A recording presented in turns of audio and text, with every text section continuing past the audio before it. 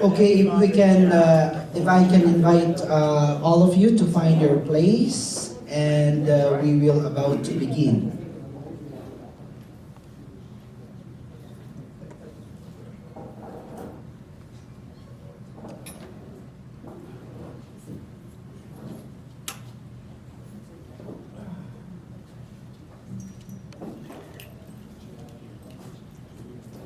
Thank you all for being here, and I'm aware that there are parish communities that are joining us via live cast, so we greet you as well, and on behalf of Bishop Jensen.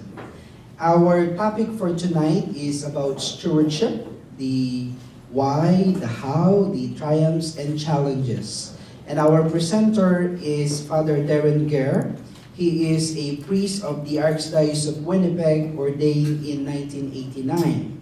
So you can very well say he is an experienced priest in the ministry.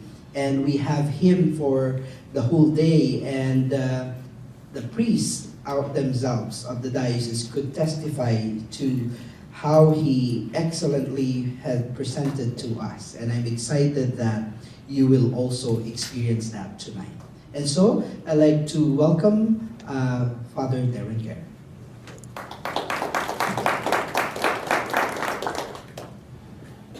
Good evening, everyone, and welcome. Thank you for being here tonight. As Father shared with you, some of this material was already covered with the priests earlier today. So, and I know many of the priests are here again, so I'm going to be doing a little bit of a synopsis of what we kind of talked about this afternoon and this morning, and then add a bit more to the conversation for our consideration tonight. I just want to begin by giving you a little context. As you heard, I'm a priest of the Archdiocese of Winnipeg, and I've been a priest for almost 30 years, and a pastor for almost 30 years. I had a very short internship as an assistant, like really short, and then quickly became a pastor. And in all those years, stewardship has been a really important part of my experience. And as I shared with the priestess today, it's something from my experience personally. When I first encountered stewardship, I was encountering it for my life and for my appreciation of God and things of God and things of the world. And eventually it kind of found its way into my ministry and very much into the formation of community. So, so what I'm sharing with you tonight is something that is of my own kind of life witness, something that I believe is very critical for the contemporary disciple. So I just want to begin by asking a question. When you think of stewardship, and we went through this with the priests already, so they're not allowed to answer again, because they already know the answers. When you think about stewardship, you who have just joined us this evening, what immediately comes to your mind? What have you heard, or what do you perceive it as being? Taking care of things. Taking care of things, okay. Responsibility. Responsibility. It's work? That's work, and it involves work, okay. Have you heard anything else? Maybe a little bit more, not so flattering, not so flattering?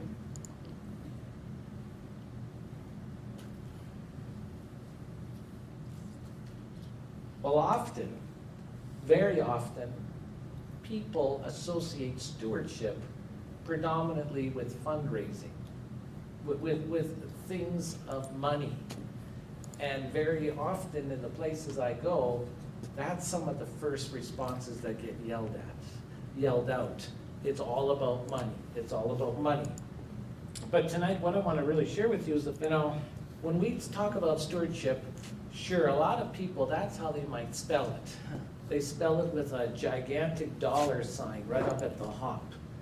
But I think one of the things we want to come to an appreciation of is that, no, stewardship is not about money. It involves money, but stewardship is about a radical spirituality.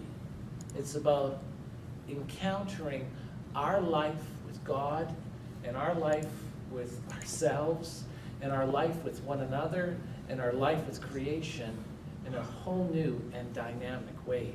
That's what stewardship is about.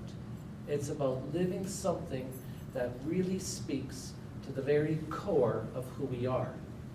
In fact, it's important to recognize that stewardship is actually what we might call our primordial spirituality.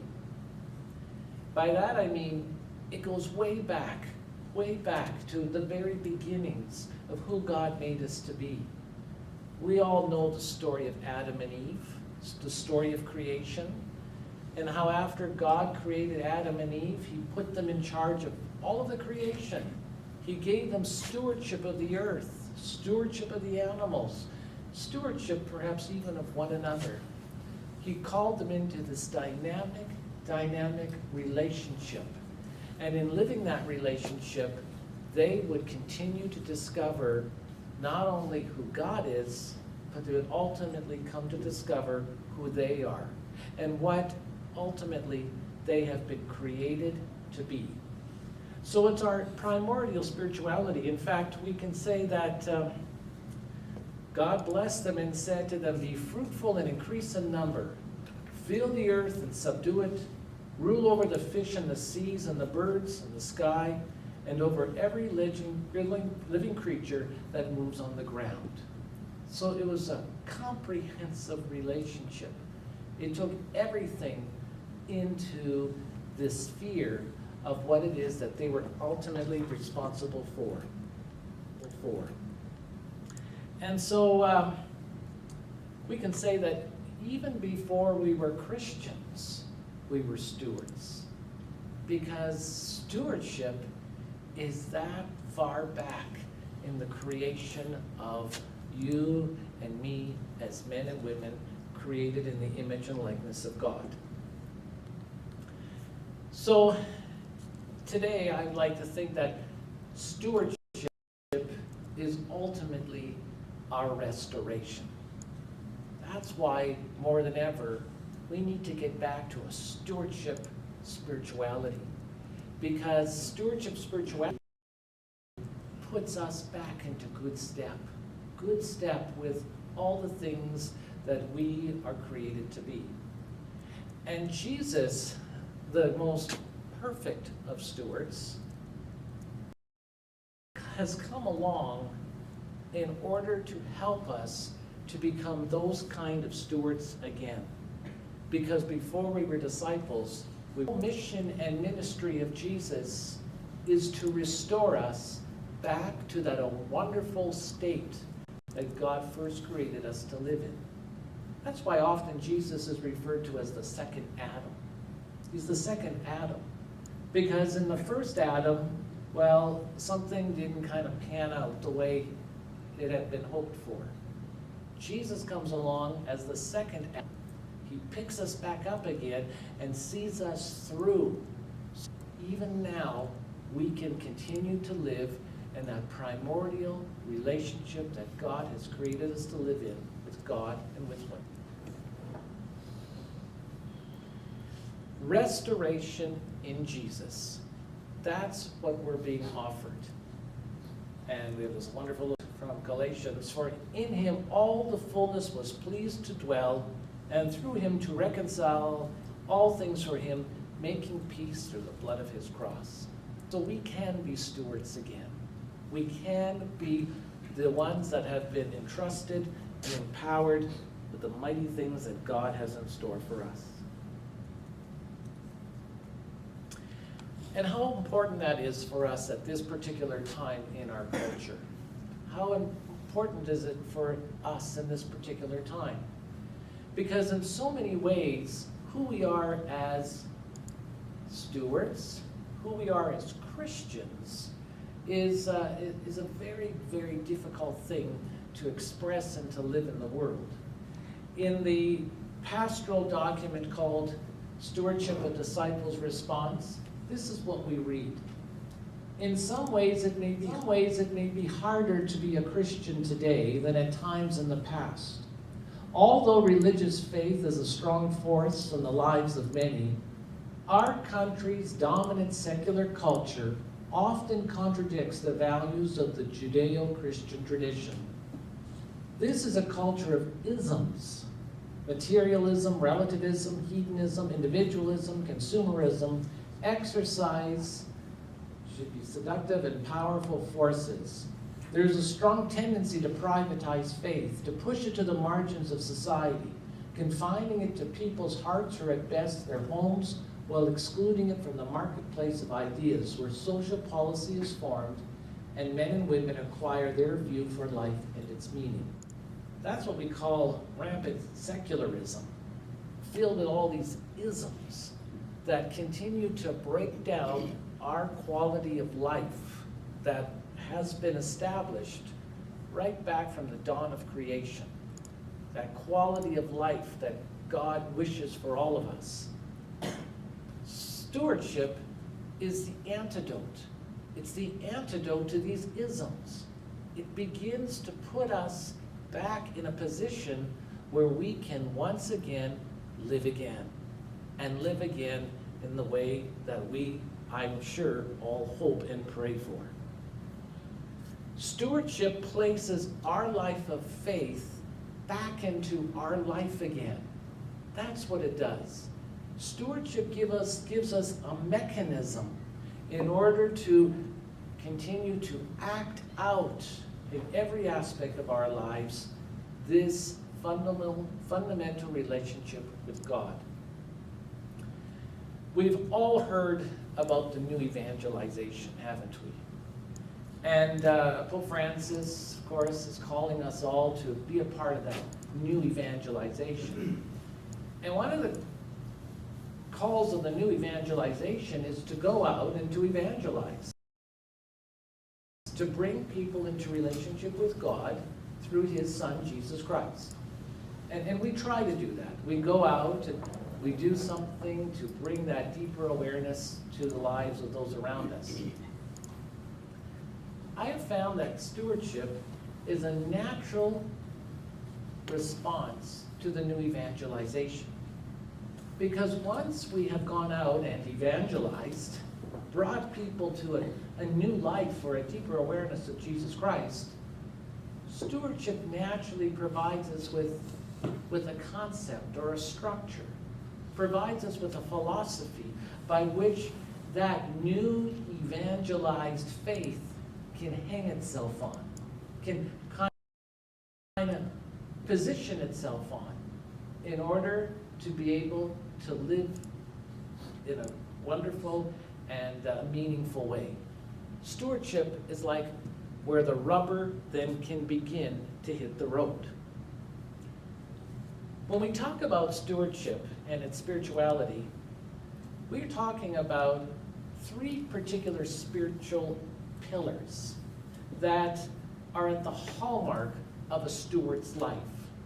If we can begin to cultivate environments for these three pillars, I think we can really find new ways to make this a formative part of people's lives.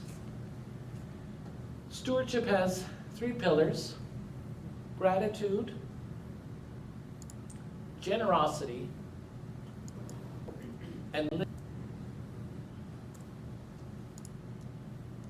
every day as stewards, we're being called to be the kind of grace-filled people, grateful people that God has made us to be.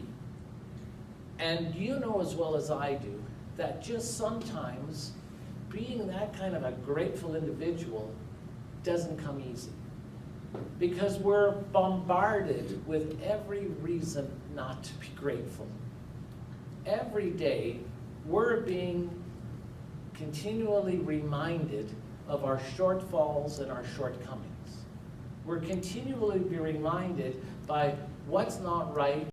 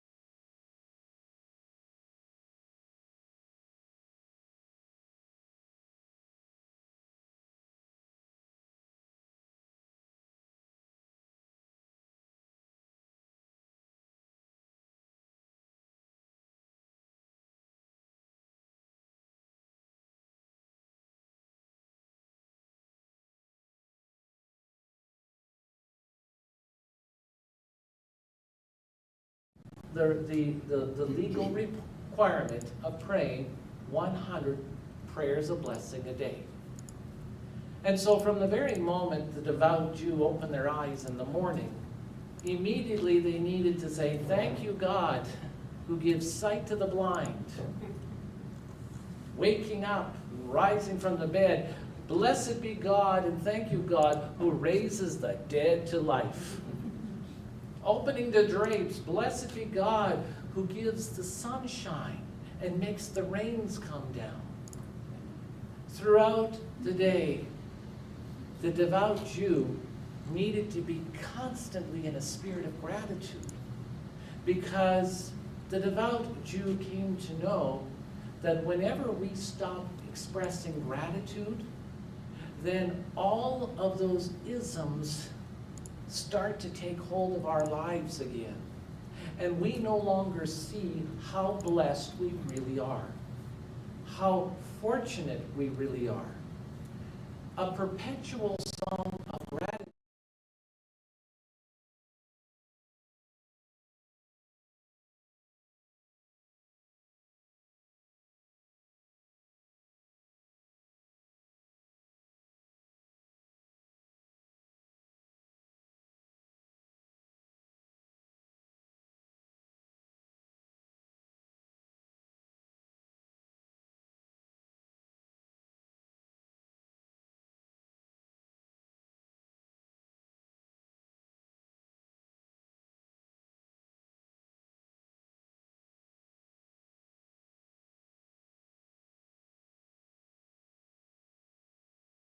Did you not hear the story I just told you about my life? And I send them off anyway. And you know what? 99.9% of the time, they come back to me and say, "Father, you won't believe it. I met my quota by 10 o'clock in the morning." You see, once we begin to appreciate the meaning of gratitude and the power of gratitude, we then begin to recognize things that we didn't even know were there. And that's what transforms our lives. Living that Beraka spirituality, it changes our lives. It turns us into a whole new kind of direction so that we're capable of seeing even more. The third spirituality pillar is generosity. Stewardship.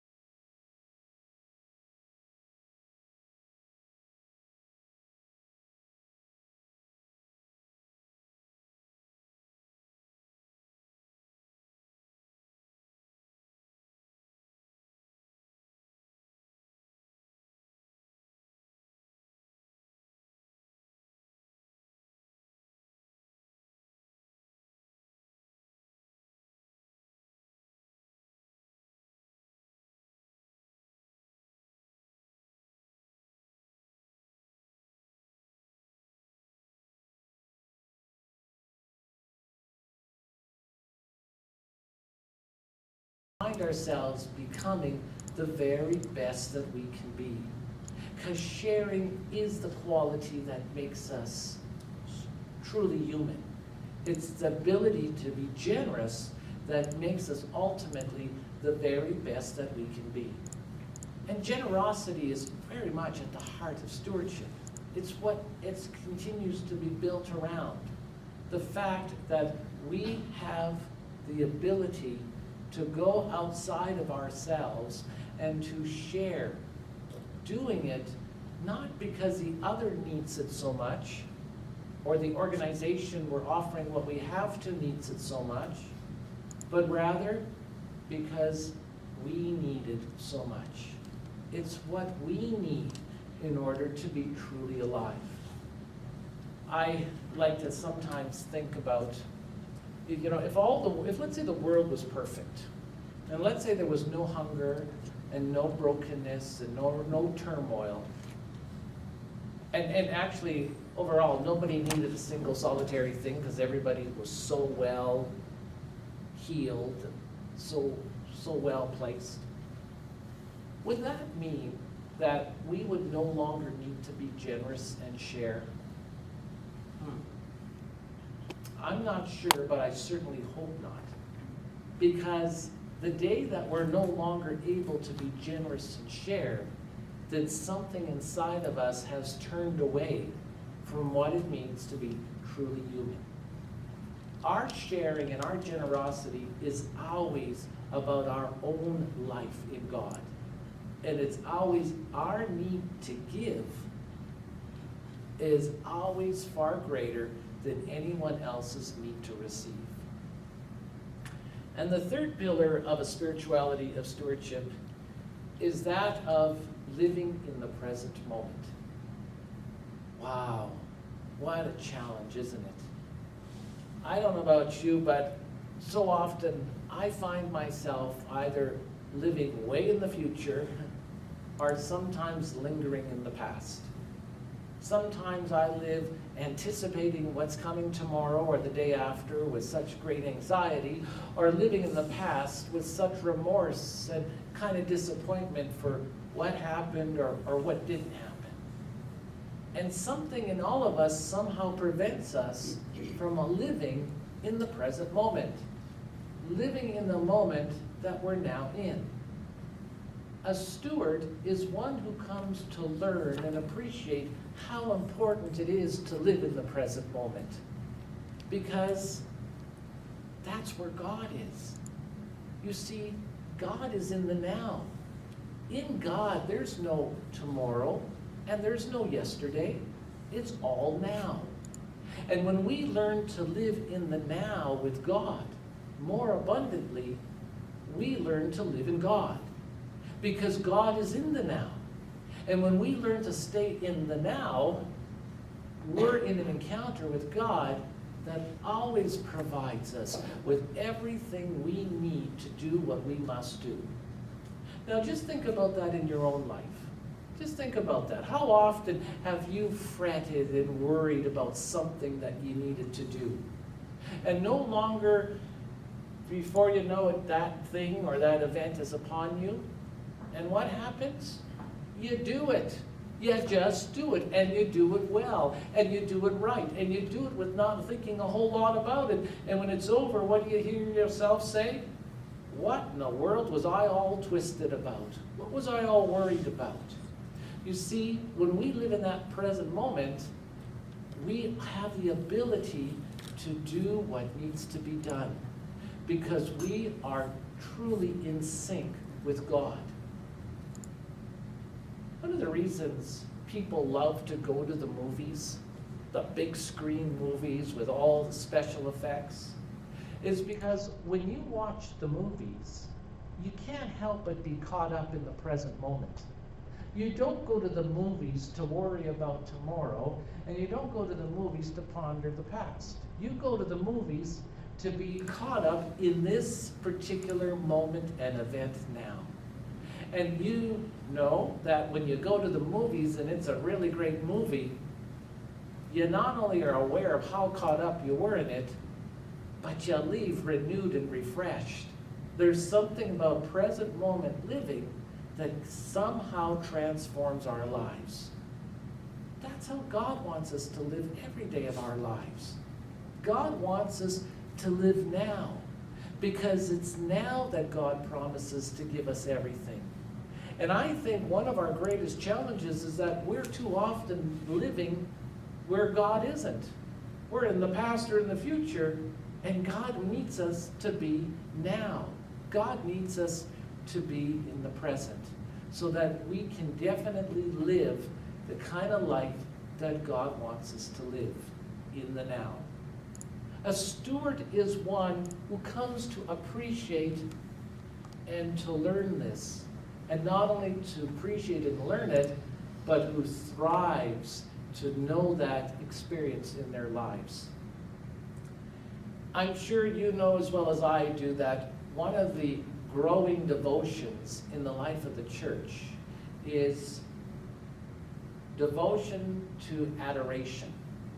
In the parish that I am, we have an adoration chapel 24/7. And that chapel is becoming more and more popular in the context of a very, very busy culture of people.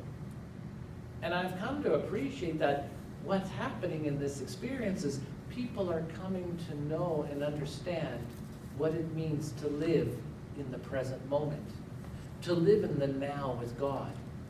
Because if we're doing adoration right, it's always about coming into that encounter with the Eucharistic presence of Jesus, the real presence of Christ that stands before us now in the gift of adoration. And if we're doing it right, we encounter Jesus in that now of adoration. Kind of appreciate that that's becoming a popular devotion because more and more men and women, boys and girls are learning that that encounter with God now is what makes us fully alive, keeps us fully free. It's what ultimately continues to enable us to live that most primordial spirituality of stewardship that's so fundamental to our core and to who and what we have ultimately been created to be.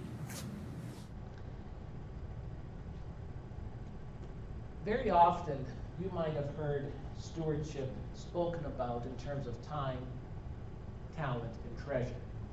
The 3 T's. Well, these 3 T's often are kind of considered the tools for living out stewardship spirituality. They're where we really kind of put it into action in a very practical way every day of our lives. Stewardship spirituality knows that time is of the essence. Every day we've got 24 hours served up to us. And the thing about the 24 hours is they expire.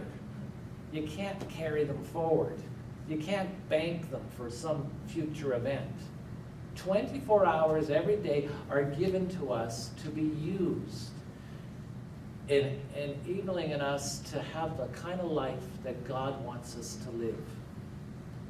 Stewardship continually calls us to be mindful of how we use our time, to continually be mindful that every hour is a precious gift, and to be mindful of using our time in such a way that it does continue to build us up and to build up the life of one another.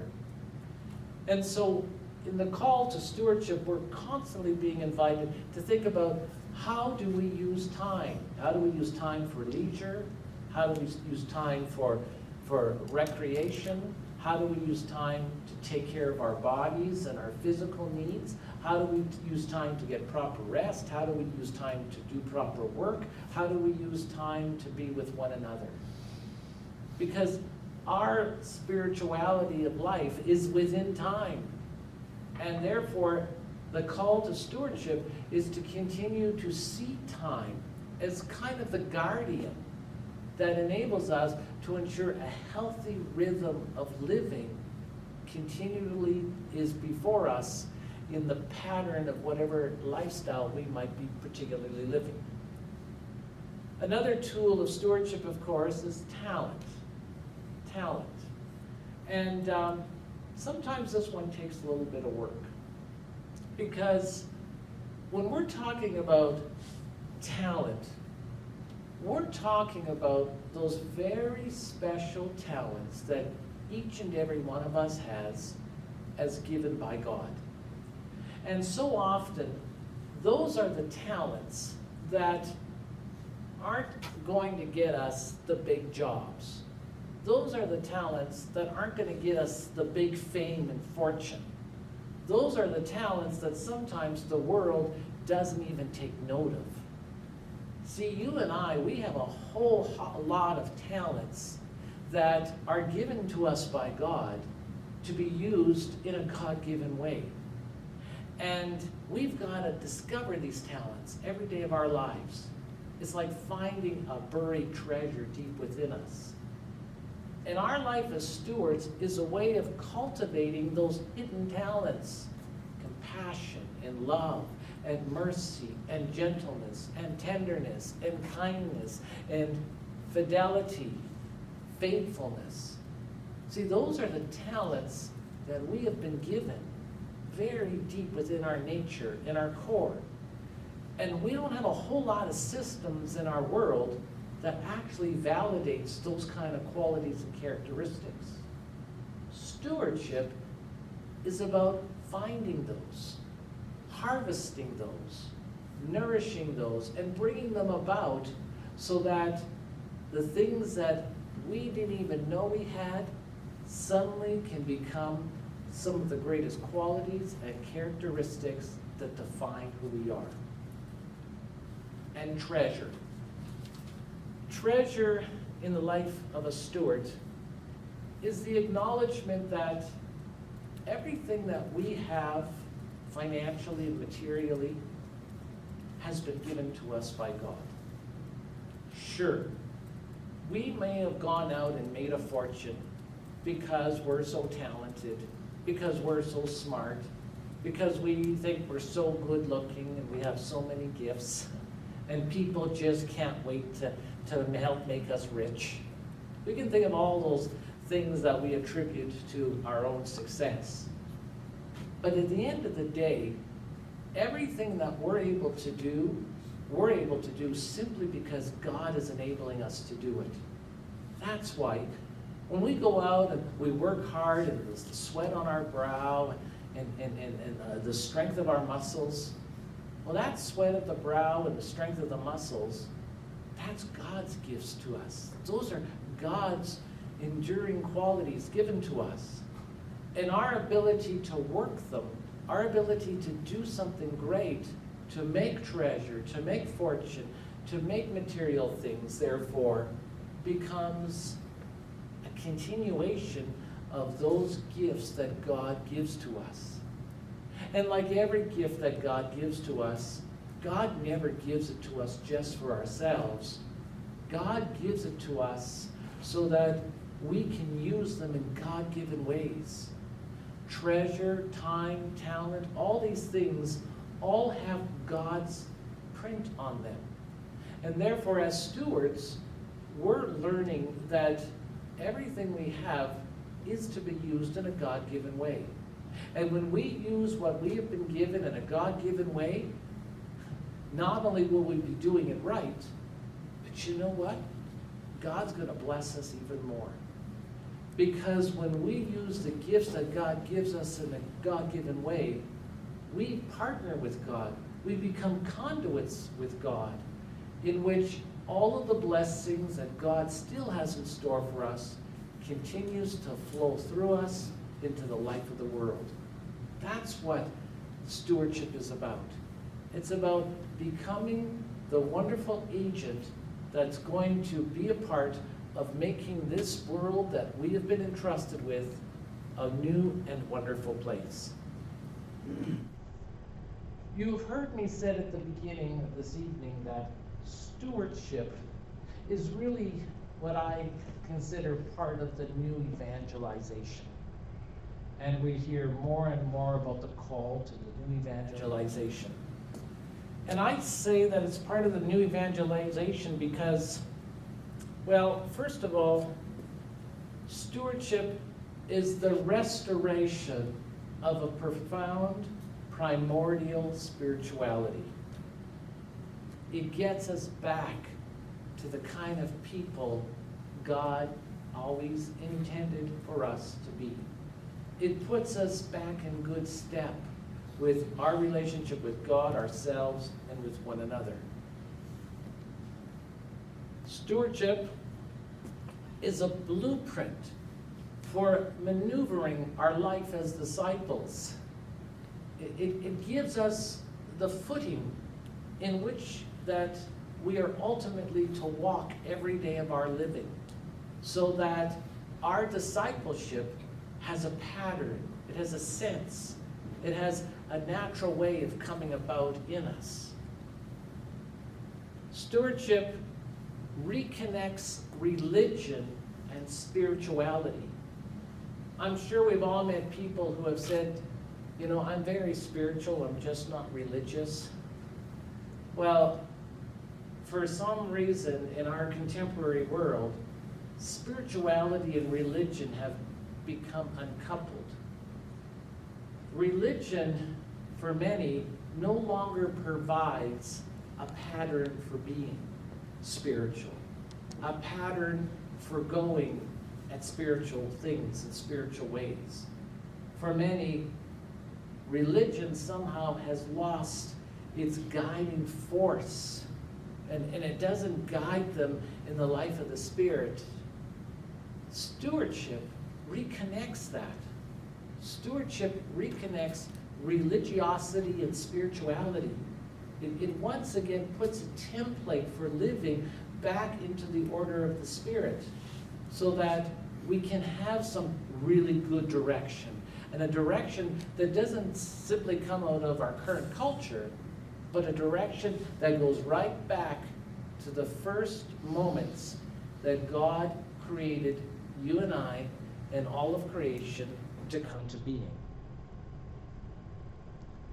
Stewardship puts heart and soul back into the church. It puts the fire back in our bellies. It gives us a spirituality to get out and to live every single day of our lives. It makes the things of faith up front and center once again. Stewardship makes us realize from the rising of the sun to its setting, we're entrusted with a wonderful, wonderful gift that God has especially entrusted to each and every one of us. So, it's important, therefore, to be able now to acknowledge and understand if stewardship is such a profound spirituality for the contemporary people, then what stewardship is not. Stewardship is just another program to be implemented in the lives of our parish. I've been to a lot of places thinking about bringing stewardship into their churches, and they say, oh, another program. It'll last 3 or 4 years, and then it'll be gone again. It's not a program. It's a spirituality. Stewardship is not a new name for what we're already doing. No, it's not a new name for what we're already doing. Stewardship is something that's far greater than I think a lot of us are doing or have ever done. Stewardship is not a parish mechanism for managing volunteers. You know, people sometimes think if we implement stewardship in our parish, we're going to have a whole lot more volunteers. And not only have a whole lot more volunteers, well, we're going to have a wonderful mechanism for getting everybody involved.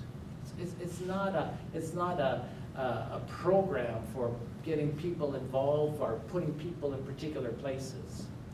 Stewardship is not simply a way of getting more people involved. It's not a new language for an old product. It's always been stewardship right from its very get-go. Stewardship is not something solely for the life of the church. In fact, if we're learning a stewardship spirituality, it's for everyone. It's for everyone. Because remember, it's our primordial spirituality. And as a consequence, even before it begins to change our interfacing with the life of the church, it's going to have changed and transformed our life in the world, first and foremost. And as it changes our life in the world, it's going to end up changing our life as church. And stewardship is not a sophisticated money grab. As I began the presentation tonight, I commented on the fact that so often that's what people reduce stewardship to, money. Stewardship does involve money, involves treasure. It's one of God's gifts to us. It has to involve it. But it's not about raising money. It's not a sophisticated appeal process. It's not about making more dollars and cents. But it's learning how to use every single gift God has entrusted to us. And money just happens to be a big part of that. Because how we use our money, more than anything, reflects our spirituality. How we use our money, more than anything, tells the world what ultimately are our values and what we believe in and who is our God.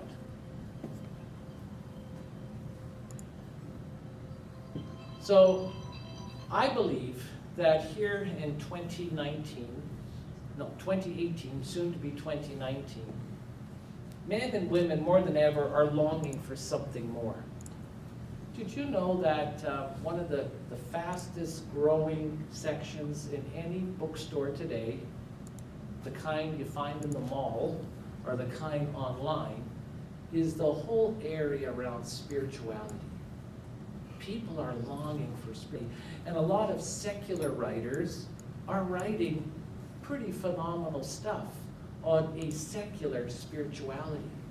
And people are buying books online and in the stores to get a deeper understanding of that longing deep within them.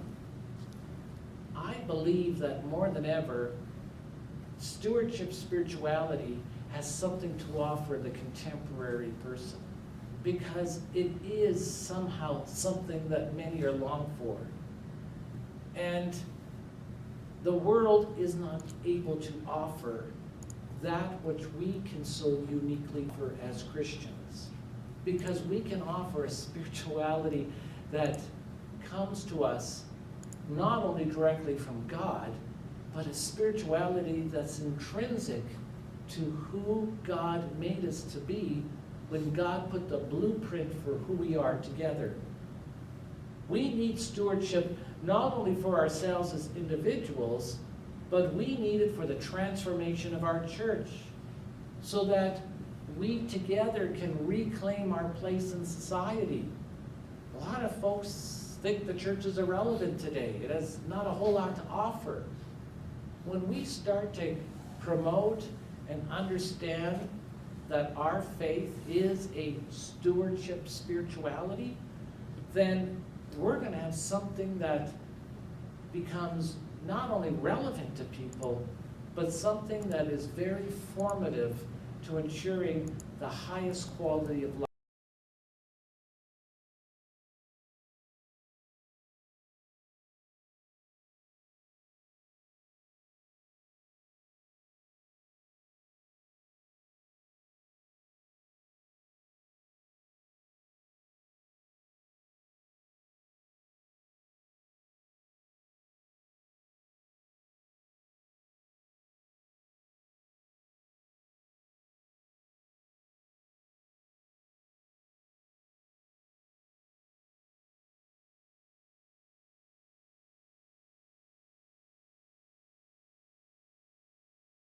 Considerations, what you heard, what you didn't hear, what you liked, maybe even what you didn't like.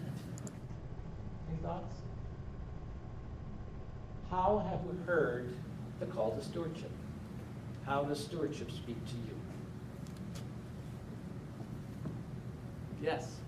I love the part about the gratitude. I already do that, but I don't do 100, so I'll do that. I'll practice You that. want to say that again, because we're clear down there? Yeah. For me, the part that I really enjoyed was the part of the gratitude, which I do every night before I go to bed, but I only do 5, so I'm short 95, so I'll add up a few. And your life will be changed even more. Certainly be more tired. It'll take you longer. Any other thoughts on what was heard this evening?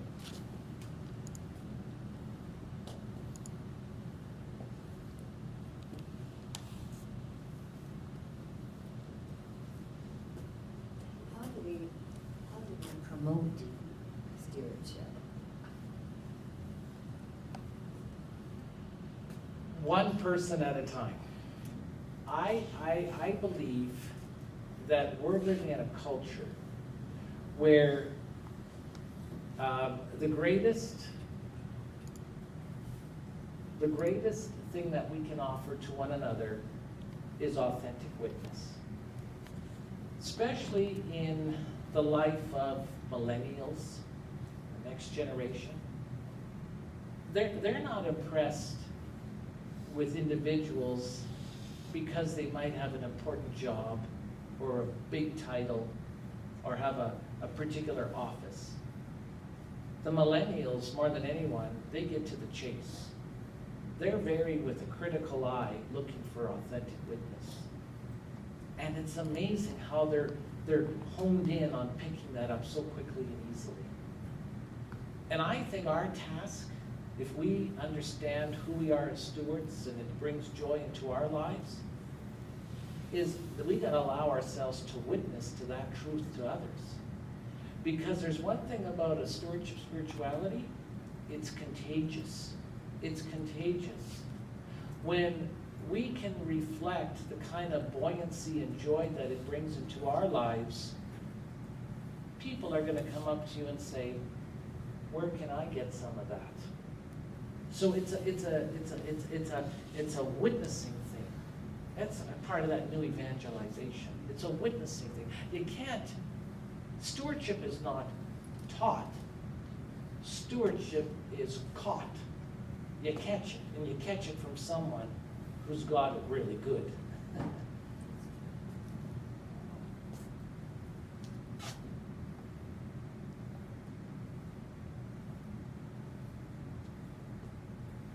Any other thoughts, comments?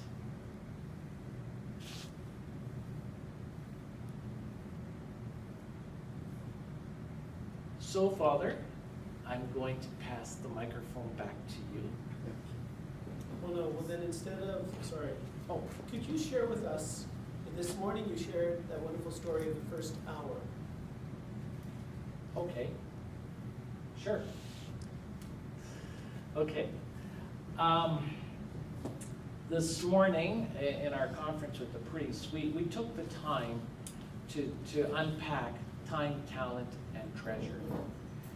And, we had much more time to do that. And so this evening, you're just kind of getting a synopsis of some of the highlights as kind of a taster, so that you can determine your readiness to work as a local church, to maybe consider bringing a greater effort into stewardship into your diocese. What Father is referring to this morning is under the tool of treasure, that stewardship tool. And, every Sunday we go to church, and as Christian stewards, we're called to share our treasure, because that's what treasure's for, and that's why God gave it to us. Not only for ourselves, but for the well-being of the world. And one of the things that I like to help people get to when they're starting to embark on a stewardship response to treasure is to make some really important connections to what we do in church and how we support the church, how we share our treasure, and the meaning of their lives. And so often I'll invite people to consider making their gift to the church every week reflective of this spirituality, and consider perhaps giving the first hour of your household income every week to the church, to God, for the building of the church and the ushering in of the reign of God. And so why the first hour? Because the first hour represents the work of our hands. It represents the fruits of our labors. It represents something that we often pour our lives into, and sometimes that by which we find meaning in our lives and definition. And when we are able to give the first hour to God every week, then we have a wonderful way to build a bridge between who we are as disciples of Jesus, contributing to the building up of the church, and whatever it is that we do during the week, no matter how remote it may first appear. For example, in a parish that I was teaching stewardship in, after a whole lot of time of helping people to understand this a little bit more and be invited into it, one day a gentleman gave witness, because witnessing is where it's at. And he stood up in front of the congregation and shared how he decided he would try to make these fundamental connections. And so he chose that he would give the first hour of his household income and his work to the church on Sunday morning. And he was a construction worker, worked on the highways, provincial highways and roadways. And of course, doing that kind of work in the wintertime, that's not always the most favorable job to have. And he shared how he had chosen to say that when I go to work on Monday morning, that first hour, which often was the hardest one to endure, especially in the winter, that first hour is for God. That first hour is for God. And he said for the next hour of that first hour, he was mindful that whether he was laying down track, pouring cement, excavating earth, he was making this a part of his contribution to building up the kingdom of heaven.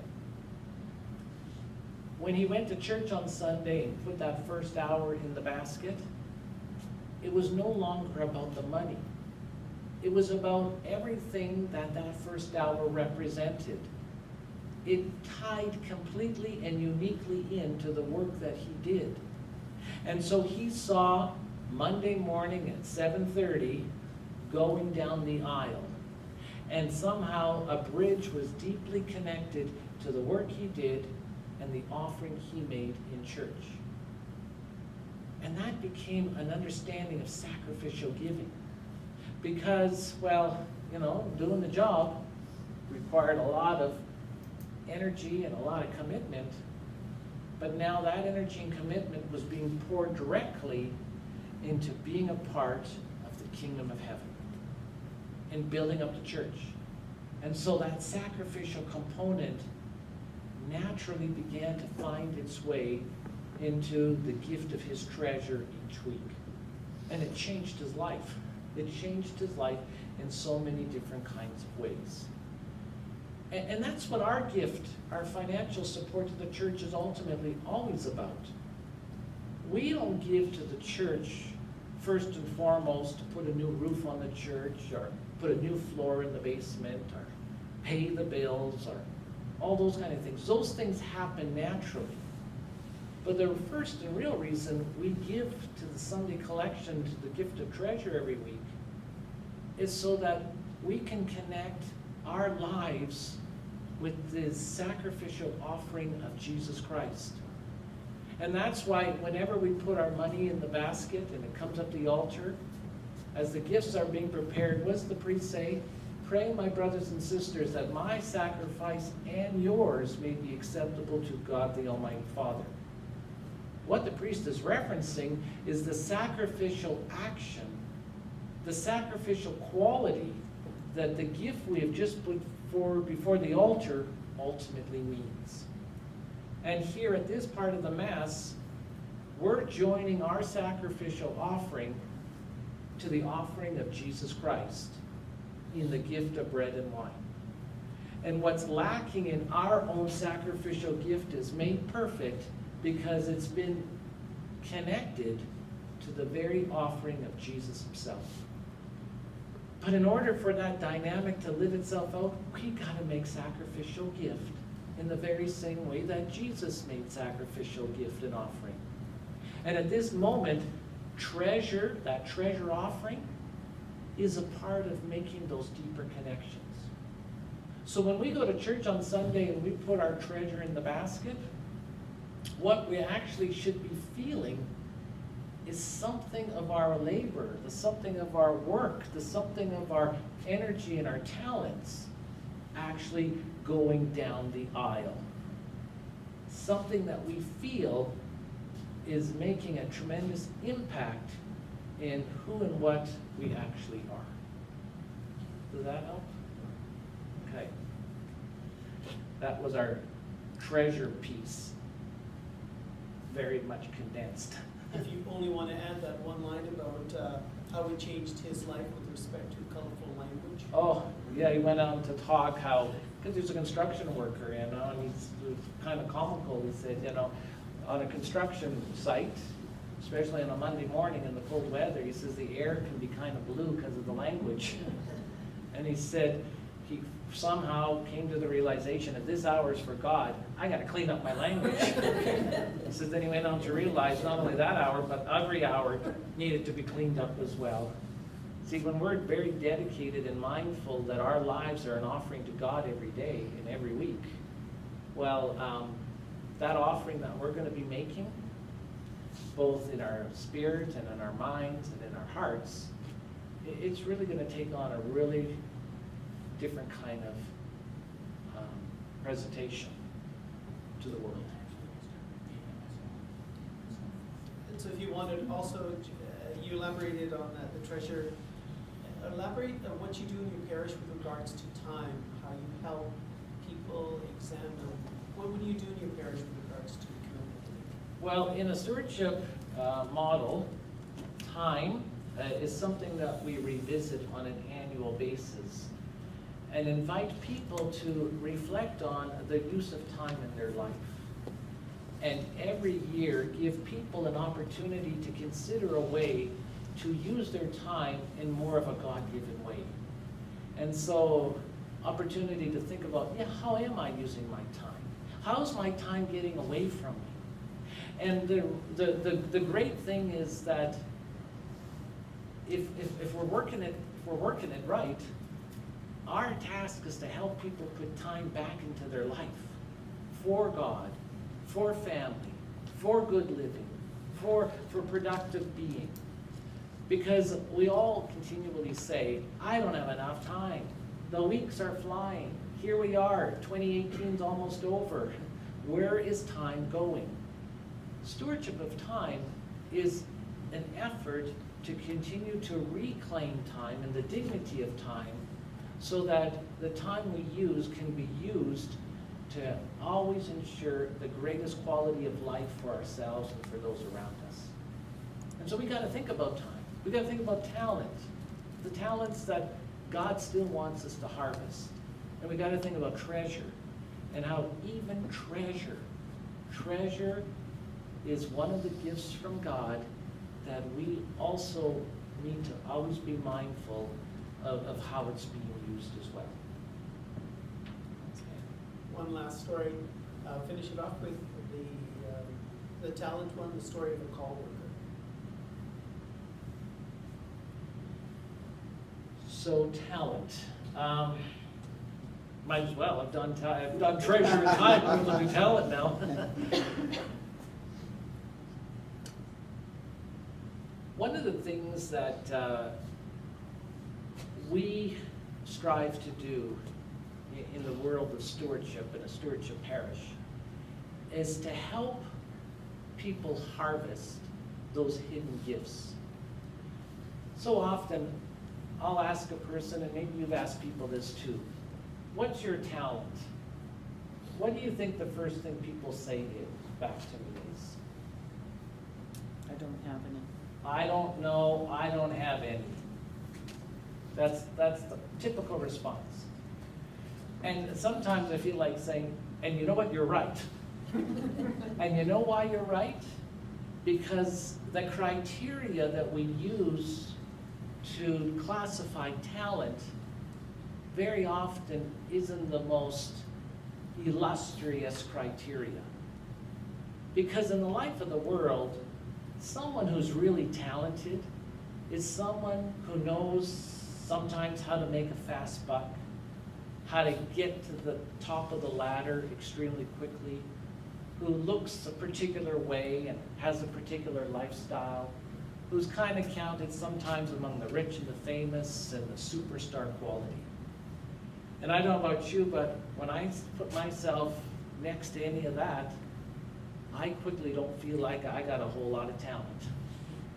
And sometimes our response, I don't have any, is an authentic feeling of what it is that we might be experiencing.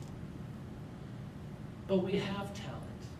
We have more critical and important talents. We have the talents that God has given us that far too often are buried so deep because we live in a world in which that genre of talents isn't important. It's not valued. It's not seen as a treasure. And you know, in the scriptures, particularly those wonderful epistles, Paul lists all kinds of gifts of the Spirit, and all kinds of talents of the Christian. Those are the talents that we want to harvest in people's lives. Those are the talents that in church we're actually trying to cultivate.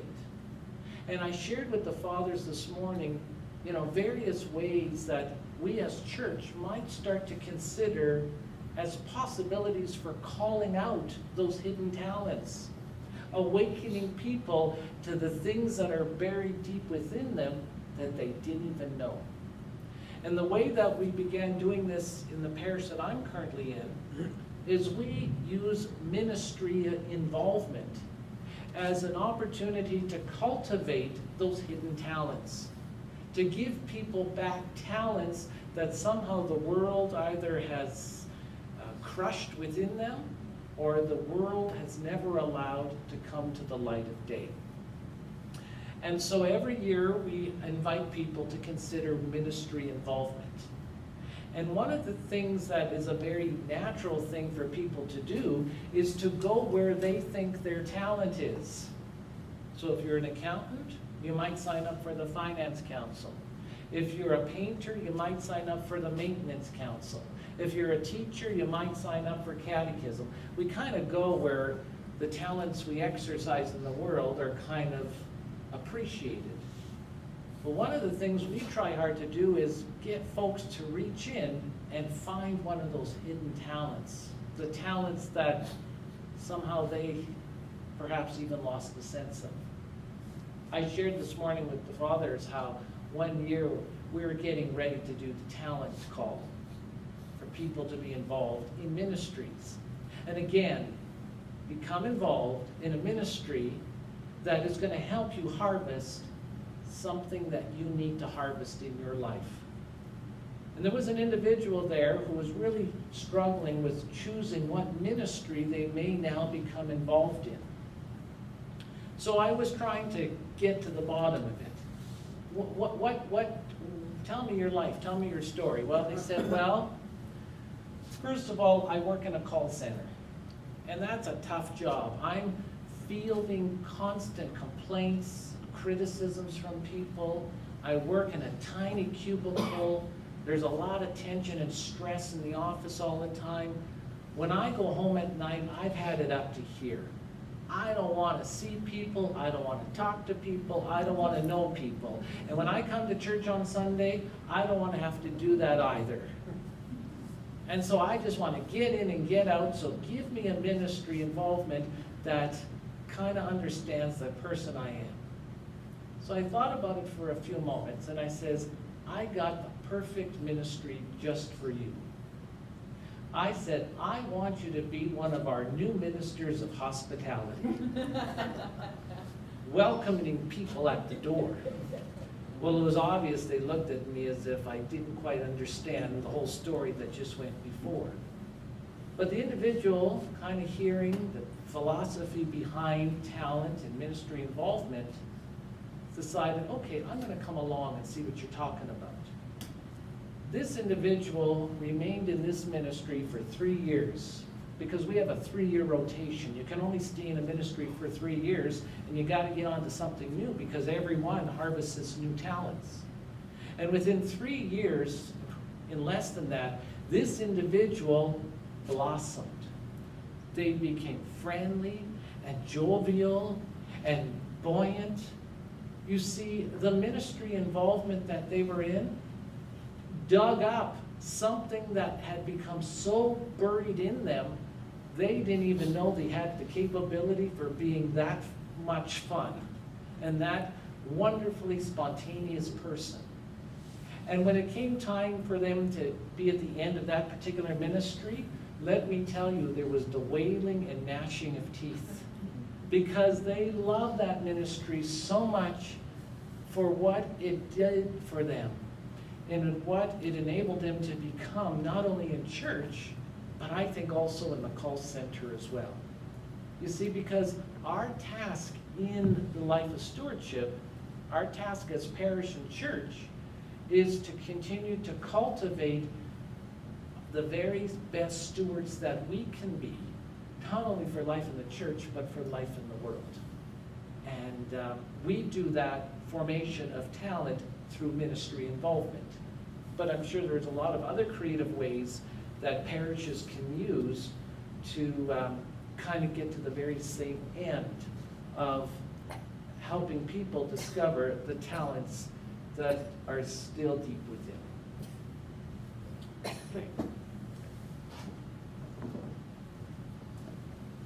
Good questions, thank you. Well, on behalf of Bishop Jensen, the Presbyterate, and the lay faithful of the Diocese of Prince George, Father Darrin, we thank you for the knowledge and experience you have shared with us. We appreciate the fact that you traveled long ways from Winnipeg, that took you 13 hours to arrive in Prince George, to share with us or to reawaken in us our understanding of stewardship. We thank you and we pray for continued blessings in your ministry.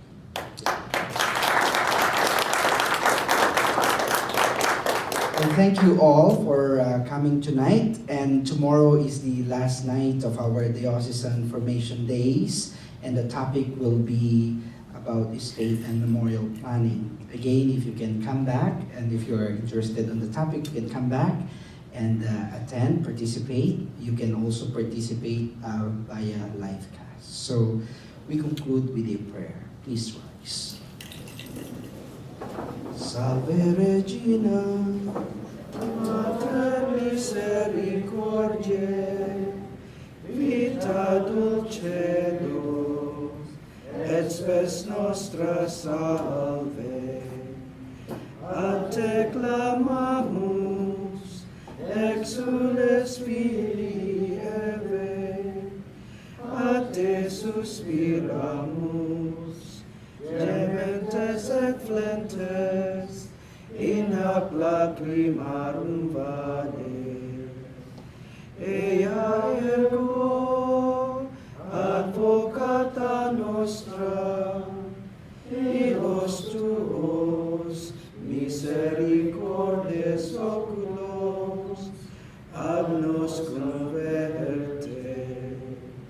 Et Jesum, benedictum fructum ventris tui, nobis post hoc exilium ostende. O clemens, o